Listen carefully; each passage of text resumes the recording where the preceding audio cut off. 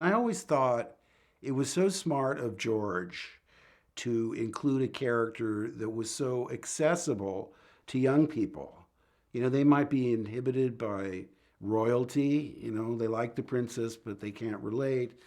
They like Han Solo, but he's a gambler and a scoundrel and a rogue and all those things. And there's a wizard that, again, is magical and scary characters like Darth Vader. But of all the characters, Luke was a simple farm boy.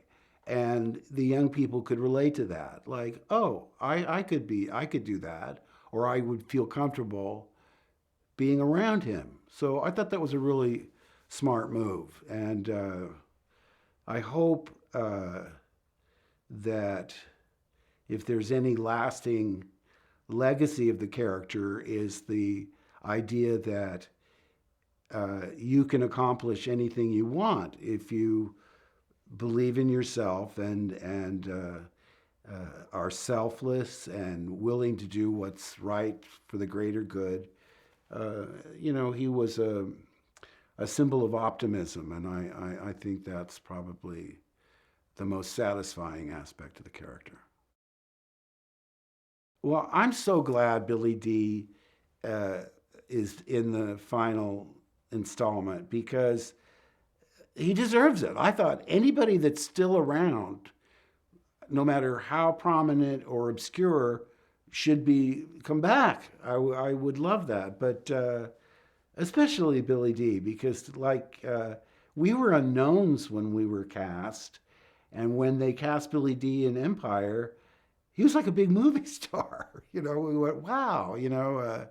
Lady Sings the Blues, and I won't go through his whole resume, but he's just the smoothest. He's almost like an old school 1930s matinee idol, and he's just a really wonderful guy and fun to be around. And he saved my life in Empire, so I owe him that. Well, the theme of redemption is important, not just in Star Wars, but in life. I mean, no one's perfect. Jedi's make mistakes. I think that the Jedi's aren't gods. They're people that are devoted to uh, a higher power and doing what's right and what's good. But I think it's comforting for people to the idea that despite having done wrong, either intentionally or unintentionally, they're able to right those wrongs and be forgiven. Action speaks louder than words, and everybody deserves a second chance.